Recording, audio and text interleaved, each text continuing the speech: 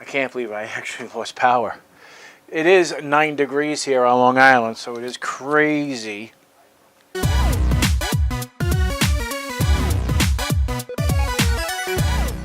Okay, now we're going to do the installation of the audio, USB, and if equipped, USB 3.0 cables. And those are these right here, okay? And it's relatively simple. Each one is labeled. This one says audio, HD audio. This one says USB. It's written right there. It's upside down, but sorry.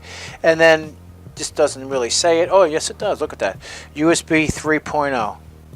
And it's quite obvious on where these go. And if you want to, since you're doing the installation, you might want to make it look kind of nice and neat, is perhaps start doing the cable channeling now so it's less work in the future. And then this does have a notch. See the notch? And this, that's the USB 3.0 port there, and there is a notch for that as well. And this goes on only one direction, which should be like so. And you'll hear it click into place. And that's done. So now we want to take the audio and take note that this also has one pin that's not used, and the audio header is right there. And if you notice, there's also a pin missing as well.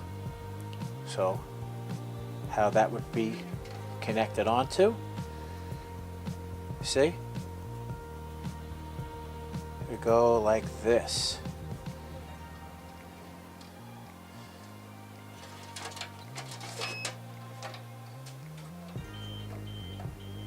And we just lost power.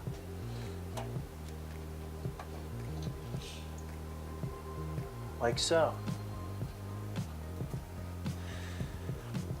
And that's the audio cable. We just lost power, so all my stuff in here is resetting. All right, so here's the USB header. You have a choice of two. You can use either one. And then you can notice that there is one pin missing on this as well, and if you look carefully, one pin is missing as well. And this can only go in one direction, like so. Don't worry about the cabling and how they lay down. We're going to take care of that later.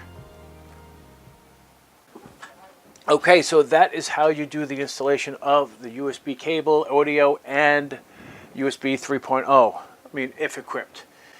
Now we're going to move forward and start installing the hardware.